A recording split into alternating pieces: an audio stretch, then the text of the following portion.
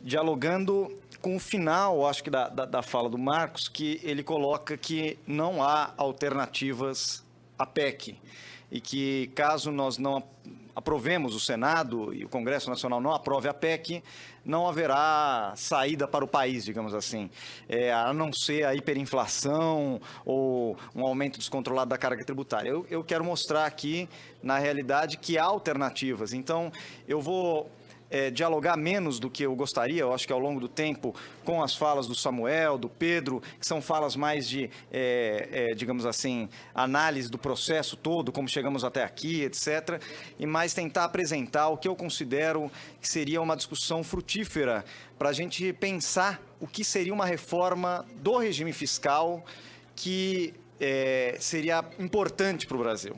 Então, começar, a apresentação está estruturada da seguinte forma: eu começo com um diagnóstico do atual regime fiscal, né, brasileiro, apresento alguns princípios para o novo regime fiscal, como eles devem ser operacionalizados, avalio a PEC à luz desses princípios, certo? Traço um rapidíssimo diagnóstico da situação fiscal, e infelizmente não vou poder me detalhar muito sobre isso, e aí já parto para o que eu considero uma proposta alternativa para o novo regime fiscal e comparo, ao final, os resultados dessa proposta alternativa, com algumas previsões, com os resultados da proposta atual, que é a PEC 55, certo? Começar com um diagnóstico do atual regime fiscal brasileiro. O atual regime fiscal brasileiro ele tem muitos problemas.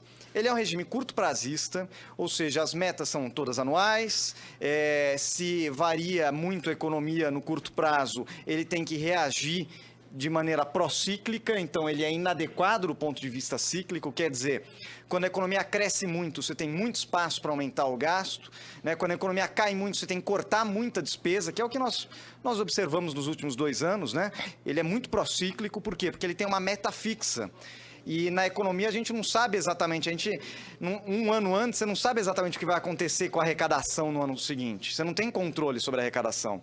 Então você vai tendo que ajustar prociclicamente. Quando cresce muito, você gasta muito, e quando cresce muito pouco ou cai, você corta muito. Isso aprofunda a recessão, né? Ele não dá apoio, suporte ao investimento. Isso é visível pelo baixo nível de investimento público e pelo fato de ser curto-prazista. O investimento é necessariamente algo de longo prazo, né? E isso dificulta a execução do planejamento. Muitas vezes a gente tem que abandonar as metas do PPA em detrimento das necessidades de curto prazo. Então você não consegue planejar o país no longo prazo, né? E ele mistura, o nosso sistema, o regime fiscal atual mistura muito efeitos da política monetária sobre a política fiscal, efeitos da política cambial sobre a política fiscal, fica tudo misturado nas contas públicas. Nós não temos clareza sobre por que aumentou o déficit, por que aumentou a dívida. Isso é uma coisa que é melhor. Claro que é possível você fazer essa análise, mas o regime fiscal não ajuda nesse sentido. Eu acho que o regime fiscal deveria ajudar. Outro diagnóstico do atual regime fiscal é o sistema tributário brasileiro, que, como já foi dito aqui, é injusto, é complexo, é ineficiente, gera distorções e precisa ser corrigido. Isso é fundamental. A nossa jabuticaba, digamos assim, está muito mais nos juros e no sistema tributário do que em outras coisas. O sistema tributário brasileiro é realmente um ponto fora da curva na comparação internacional. E isso precisa ser corrigido. E a conclusão que eu chego, portanto, é que um novo regime fiscal deve emergir para garantir capacidade financeira ao Estado brasileiro de viabilizar o crescimento de longo prazo, apoiar, sustentar o crescimento de longo prazo e distribuir renda e riqueza, certo? E quais são os princípios que deve se basear esse novo regime fiscal brasileiro? Eu acho que aqui teremos poucas discordâncias, apesar das nossas diferenças políticas. Tem que ser um regime que garanta a transparência das contas públicas, ou seja, que você consiga analiticamente separar os impactos, os efeitos da política fiscal, parafiscal, cambial, monetária nos indicadores fiscais, certo? A gente tem que ter clareza sobre isso. Ele tem que garantir saúde financeira para o Estado. Ninguém aqui está defendendo gastar deslocadamente, aumentar a dívida, nada disso, aumentar a dívida sem controle. Ao contrário, quem defende um Estado forte tem que defender que ele tenha saúde fiscal. Para o quê? Para prover bens públicos de qualidade, com eficiência, né? Cumprindo adequadamente sua função alocativa e prezando pela equidade social. Outra coisa, outro princípio, ele tem que garantir capacidade de atuação anticíclica do Estado. Isso, gente, eu não estou inventando nada. Está nos princípios de qualquer curso de economia do setor público para graduação, certo? São os princípios do Estado. O que o Estado deve garantir? Ele tem que ter o princípio da distribuição, distributivo, alocativo e o princípio da estabilização. Certo? Estabilizador. O que mais? Ele precisa garantir recurso para o investimento público. Ou seja, ele precisa priorizar os investimentos públicos, porque são eles que promovem a melhoria da eficiência e o crescimento no longo prazo. O nosso regime fiscal atual, ele não contempla esses princípios, certo? Ele não é anticíclico, ele é pouco transparente, ele não beneficia o investimento público, portanto, precisa ser reformado. Como você operacionaliza essa reforma? 3 questões centrais, 3 mudanças institucionais centrais. Precisamos discutir uma reforma do sistema tributário. Essa é uma mudança operacional, institucional, fundamental para que o Estado consiga cumprir a sua missão. O Marcos mostrou a pouca capacidade do Estado de melhorar a distribuição com gasto, mas aquele resultado lá da melhora do Gini implica em quê? O nosso gasto distribui muito. O problema é que a nossa receita concentra muito. Então, o que o Estado distribui com gasto, ele concentra com a arrecadação. Você quer melhorar a capacidade distributiva do Estado? Reforme o sistema tributário. E isso eu acho que é a concordância entre todos nós aqui, independente da linha política. Aperfeiçoar as regras fiscais brasileiras, aumentando a transparência, a eficiência dos controles e a previsibilidade. E coadunar as regras fiscais com os instrumentos de planejamento. Ou a gente vai continuar no curto-prazismo, a gente vai abandonar de vez o PPA. Então, a gente tem que ter condições de montar algo articulado. Aí eu passo para a análise da PEC, uma rapidíssima análise. A PEC, desse ponto de vista, institui um novo regime fiscal? Do meu ponto de vista, não. Porque ela altera só um aspecto do regime fiscal vigente, que é o ritmo de crescimento de parte dos gastos primários. Todos os outros aspectos, ela não muda em nada. Então, se eu chamar isso de novo regime fiscal, acho que é muito ambicioso, certo? No final, eu vou falar o que eu acho que significa a PEC, mas, na minha opinião, não significa um novo regime fiscal. E eu não estou falando que ela não trata de um tema relevante no longo prazo, que é o ritmo de crescimento da despesa pública. Só estou colocando o seguinte, do ponto de vista do curto prazo, não foi o crescimento descontrolado dos gastos públicos que nos trouxe para a situação fiscal atual, certo? Se você olhar os fatores determinantes da dívida, do crescimento da dívida pública, você vai ver que não tem lá primário, é muito pouquinho ali, certo? Maioria, aí a gente pode discutir as vinculações entre o primário, o monetário, etc. Mas o que eu estou querendo ressaltar é o seguinte, esse é um tema estrutural de longo prazo, não é um tema de curto prazo, certo? E ao não modificar a estrutura tributária, não discutir os gastos financeiros, que a PEC não fala nada sobre juros, gasto financeiro, ela não fala nada sobre gasto tributário, não fala nada sobre desonerações, ela só fala de gasto primário. Gasto tributário, que são as desonerações, né? Não modificar o caráter procíclico do regime fiscal atual e atuar contra o planejamento e ampliação dos investimentos, isso quem diz é o FMI, hein? O FMI que fala, olha, país em desenvolvimento que adota esse tipo de regra tem queda no investimento público. Está lá no estudo do FMI. Né? A PEC não pode ser tratada como uma proposta de novo regime fiscal. Aí depois a gente pode discutir o que ela é, mas me parece que ela não é uma proposta de novo regime fiscal. Uma rapidíssima avaliação do quadro fiscal brasileiro atual. Temos que reconhecer que a atual situação das contas públicas, em particular a trajetória do endividamento, precisa ser enfrentada. Isso não é um tema que a gente está falando, não, pode endividar, cresce a dívida o quanto quiser. Não, precisamos enfrentar essa questão. Revertendo a trajetória e retomando a capacidade de investimento do Estado. Né? E como a gente faz isso? Tem 2 questões, tem que separar as coisas.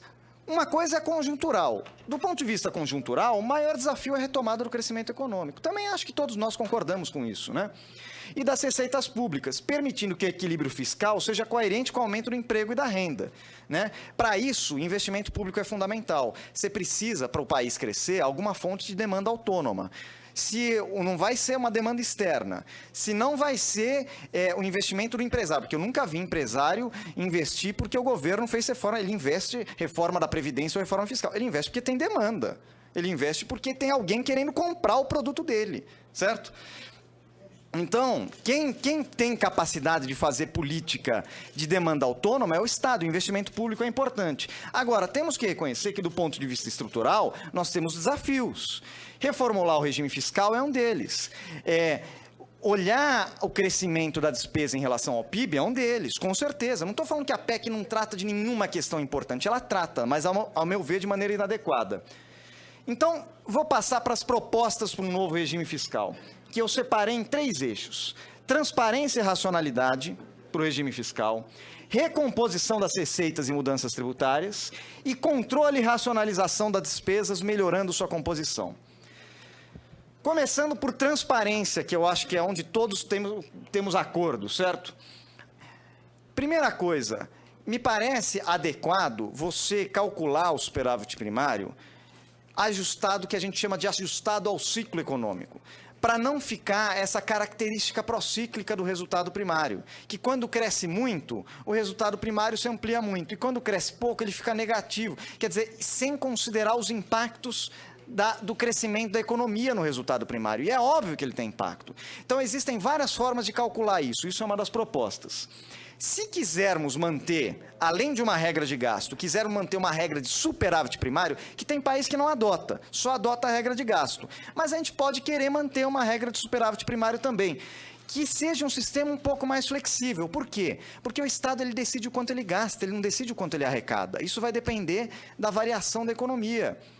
E depende de uma série de fatores. Então, faça como se inspire no regime de metas de inflação. Nos inspiremos no regime de metas de inflação nesse ponto.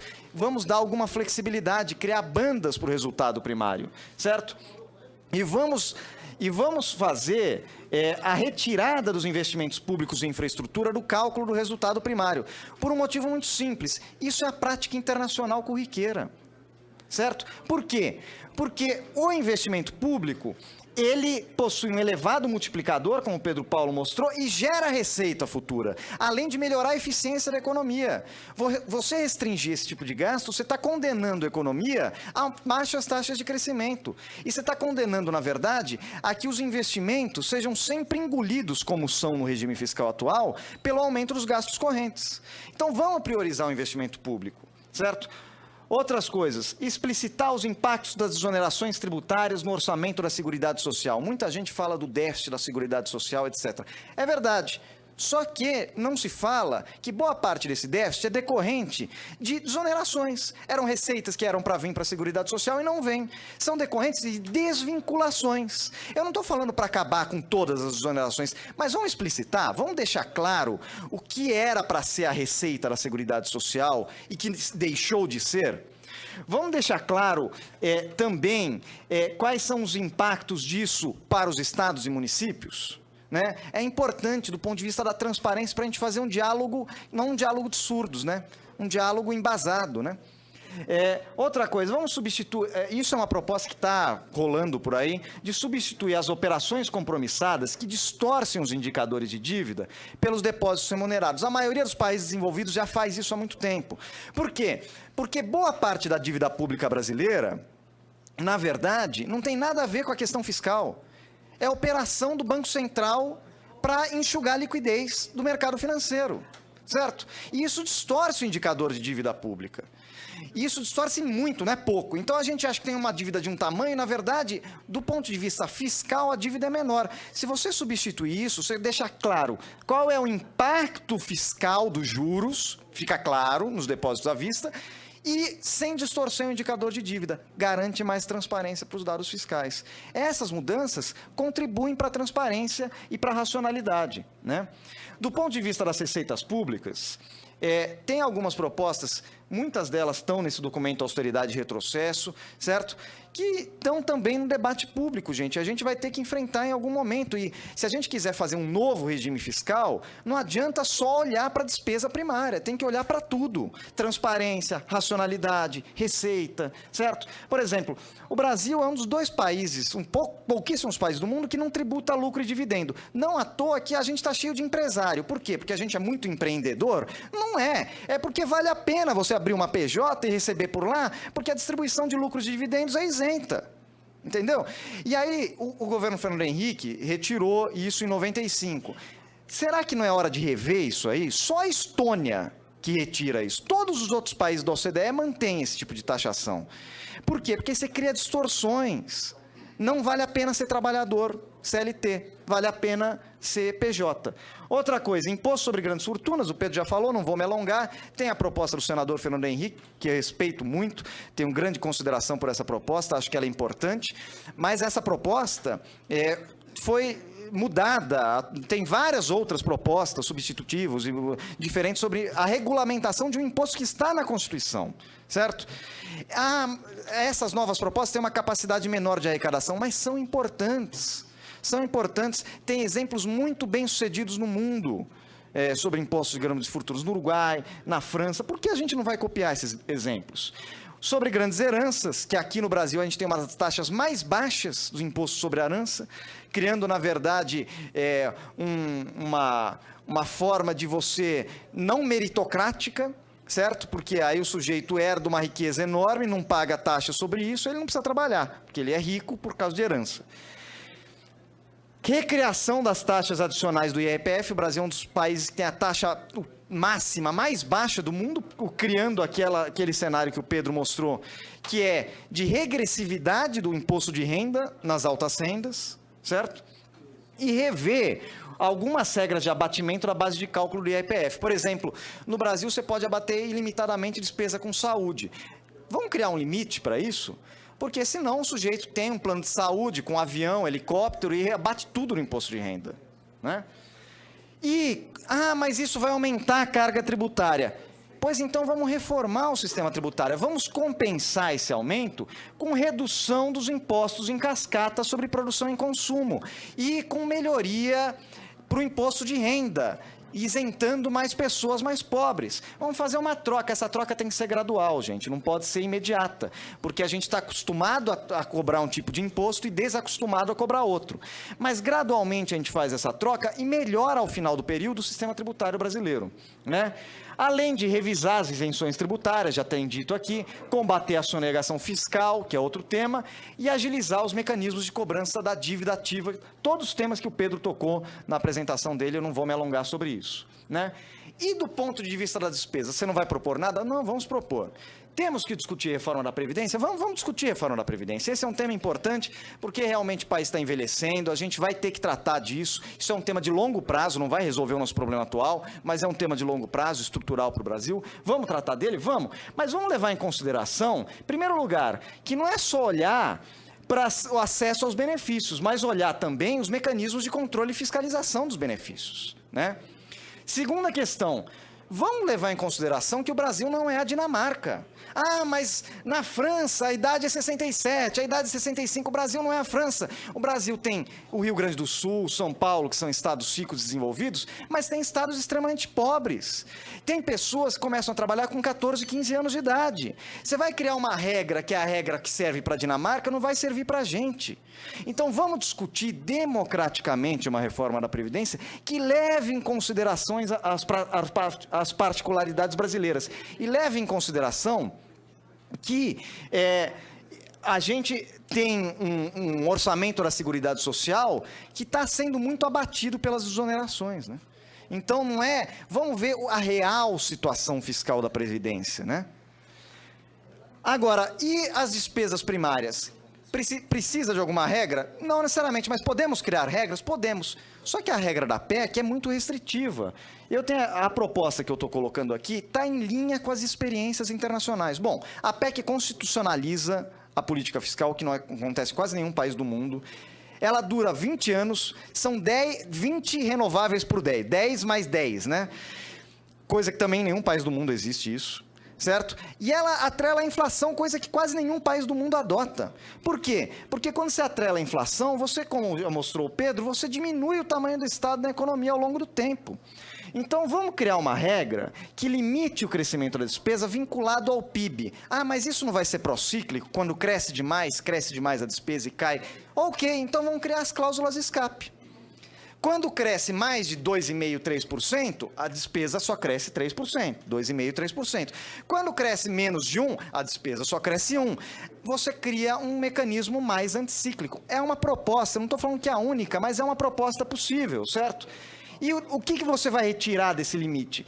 Quando você está em recessão, você tira o investimento do limite, porque o investimento vai ser a peça fundamental para você voltar a crescer. Aqui também tem considerações sobre temos que reduzir a taxa de juros e o custo de manutenção das reservas e do controle da taxa de câmbio. Mas como eu já estou estourando meu tempo, eu quero passar para a parte final, que é a parte dos cenários, certo? Vocês vão falar, mas Guilherme, essa proposta, ela para em pé? Ou seja, ela estabiliza a dívida? Ela resolve o nosso problema fiscal? Vamos ver os cenários? Os pressupostos são os mesmos para a PEC 55 e para a proposta alternativa, certo? Os dados iniciais foram tirados da proposta de 2007 do Ministério da Fazenda, se não me engano, não, do Ministério do Planejamento, certo? Da PILOA. Taxa de inflação 4,5%. Taxa de crescimento real do PIB 3% ao ano, que na verdade é a média da taxa de crescimento do PIB de 2002 a 2015. Eu tirei a média da 2,9%, 3%. Vamos supor que a gente consiga crescer 3% ao ano. Elasticidade PIB da receita pública de 1,2% para as duas propostas. Isso não está tão... Está dentro da literatura internacional, em particular porque estamos em um momento de recessão.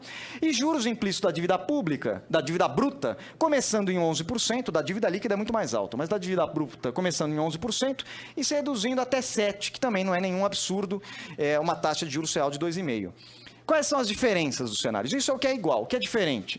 A PEC, o crescimento da despesa é 0%. Na alternativa, o crescimento da despesa tem um teto hipotético, pode ser 3%, pode ser 2%, 2,5%. Eu coloquei 2,5% e simulei. A de 3% não dá muita diferença, coloquei a de 3% também, dá mais ou menos igual. E do lado das receitas, a PEC não fala nada das receitas. Na minha proposta, tem um aumento de 83 bilhões decorrentes do fim de desoneração, fim de isenção, negociação de dívida ativa e algumas medidas tributárias. E esse efeito de aumento da receita vai aumentar a carga tributária? No momento inicial, sim, e depois vai se diluir ao longo do tempo. E ao final, a gente vai ver, a carga tributária vai ser basicamente a mesma, só que com uma composição tributária melhor na proposta alternativa. E aqui estão as previsões. Ponto de vista do resultado primário, a PEC é essa bege, certo? Ela é muito explosiva, certo? Ela é muito... Isso só vai até 2026, porque eu considerei o argumento que em 2026 pode mudar a proposta. Então, fui só até 2026. Você sai de menos 2% do PIB para 3% do PIB. Mais de 3% do PIB. É uma coisa muito explosiva. Vamos suavizar esse movimento e olha que a gente recupera o primário ao mesmo tempo. A proposta alternativa volta para o campo positivo ao mesmo tempo que a PEC. Ao mesmo tempo, por causa das medidas tributárias. Agora, e a dívida bruta? Pois é, a dívida bruta no cenário da PEC, ela estabiliza e começa a cair um pouco antes. Todas as questões aqui, a gente pode ajustar um modelo, uma previsão um pouco diferente da outra, etc. Mas ela chega a mais ou menos a 86% do PIB em 2022 e começa a cair. A proposta alternativa, ela chega mais ou menos ao mesmo patamar, só que 2 anos depois. Certo? E começa a cair. Só que olha a diferença central. As despesas primárias, na PEC, elas saem de 19,5% do PIB para algo em torno de 15%. Você tem uma redução enorme do Estado brasileiro para níveis de países subdesenvolvidos, literalmente. Na outra, você tem uma estabilidade do tamanho do Estado brasileiro, o que dá espaço para atender às necessidades de investimento e de benefícios sociais. E, por fim, mas para isso você vai ter que aumentar muito a receita pública. É verdade que a receita sobe no momento inicial, e aqui eu adotei o critério da anualidade, só subiu em 2018, certo? Sobe no momento inicial, mas depois você vai compensando isso com a retirada dos impostos em cascata, com as isenções de imposto de renda para mais pobre, etc. E ao final de um período mais longo, você basicamente iguala as duas receitas. Então, sumarizando, quais são as vantagens da PEC? você recupera mais rapidamente o resultado primário, mas numa trajetória muito inclinada, muito explosiva. E você tem uma reversão mais veloz da dívida bruta, que reverte em 2022. Mas quais são as desvantagens? Primeiro, essa proposta mantida até 2026, que é a proposta dos 20 anos, você vai chegar num primário de 6% do PIB. Isso não existe no mundo, nem de 3% existe no mundo, imagine de 6%. Seria uma coisa completamente fora, né? Redução drástica do tamanho do Estado e, portanto, dos serviços públicos, porque a Previdência, como o Pedro mostrou, mesmo com a reforma, vai subir. Você não altera na PEC a estrutura tributária nem o regime fiscal. Ele continua procíclico, a estrutura tributária continua ruim, certo? E você pressiona os investimentos públicos, porque da onde você acha que vai vir os cortes? É claro que vai ser em cima dos investimentos, já está sendo e continuará sendo nos próximos anos. Quais são as vantagens da proposta alternativa, as desvantagens da proposta alternativa? Ela retoma um pouco mais lentamente o primário, é verdade, mas isso não impacta, não quer dizer que a dívida pública sai de controle, ao contrário, ela reverte a sua tendência de crescimento em 2024. Né, com um patamar similar à da PEC. E quais são as vantagens? Você cria um ajuste mais suave e sustentado do primário e da dívida, né? Você mantém o tamanho do Estado não pressionando os serviços públicos e dando preferência ao investimento pelas cláusulas de escape. Você melhora a estrutura tributária ao final do período e aí sim, efetivamente reforma o regime fiscal, garantindo seu papel anticíclico. As conclusões, portanto, são que o regime fiscal brasileiro é inadequado, na minha opinião atual, é inadequado para as nossas necessidades, só que a PEC não constitui uma reforma do regime fiscal. Ela é uma proposta de redução do Estado e dos bens públicos na economia, né? Ela não enfrenta temas centrais como gasto primário, as receitas primárias, os gastos financeiros, está errado, as receitas primárias, os gastos financeiros, os gastos tributários, a estrutura da receita, a prociclicidade, a transparência, ela não enfrenta nada disso. Certo? Então, é plenamente viável a adoção de propostas alternativas à PEC. Essa é uma, existem outras, certo? Que ataquem as questões centrais, tanto estruturais quanto conjunturais, com resultados similares da trajetória do endividamento, mas resultados muito melhores do ponto de vista da composição do gasto, da estrutura do Estado, da estrutura tributária. E as alternativas são menos custosas do ponto de vista social, político e preservam o investimento. A pergunta que eu deixo para os senhores é, se há alternativas melhores, por que não considerá-las? Por que não debater? Por que a gente vai ter que, no afã de aprovar por razões políticas, razões de conjuntura política, aprovar algo que vai nos engessar por 20 anos? Por quê? Obrigado.